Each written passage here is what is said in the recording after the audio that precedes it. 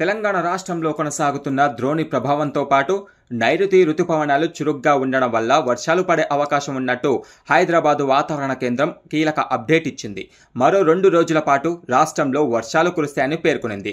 ఉపరితల ఆవర్తనం, బలమైన నైరుతి రుతుపవనాల కారణంగా తెలంగాణ రాష్ట్రంలో వర్షాలు కురుస్తాయని ప్రజలు అప్రమత్తంగా ఉండాలని హెచ్చరికలు జారీ చేసింది.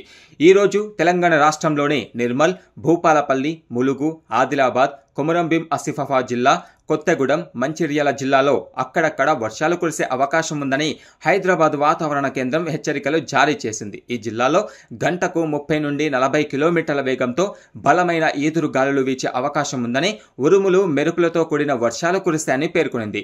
వర్షం కురిసే అవకాశం ఉన్న జిల్లాలకు ఎల్లో అలర్ట్ జారీ చేసింది. ప్రజలు అప్రమత్తంగా ఉండాలని, వర్షాలు కురిసే సమయంలో బయటకు వెళ్లకుండా ఉంటే మంచిదని సూచించింది. ఇక హైదరాబాద్లో ఉదయం ఆకాశం మేఘావృతమై ఉంటుందని, సాయంత్రం తర్వాత జల్లులు కురిసే అవకాశం ఉందని వాతావరణ శాఖ పేర్కొనింది. నగరంలో కొద్ది రోజులుగా ఉదయం అంతా వాతావరణం పొడిగాను, సాయంత్రం, రాత్రి వేళల్లో వర్షాలు కురుస్తున్న పరిస్థితి ఉంది. నేడు కూడా ఆకాశం మేఘావృతమై ఉంటుందని, సాయంత్రం, రాత్రిపూటల్లో హైదరాబాద్లో కొన్ని ప్రాంతాల్లో వర్షాలు కురుస్తాయని వాతావరణ శాఖ హెచ్చరికలు జారీ చేసింది. అలాగే వర్షాలు పడే చోట ప్రజలు అప్రమత్తంగా ఉండాలని సూచించింది. వర్షాలు పడే సమయంలో బయటకు రాకుండా ఉంటేనే మంచిదని తెలిపింది. ఇదిలా ఉంటే జూలై నుంచి కురుస్తున్న వర్షాలతో తెలంగాణ రాష్ట్ర వ్యాప్తంగా జలాశయాలు నిండుకుండల్లా తలపిస్తున్నాయి.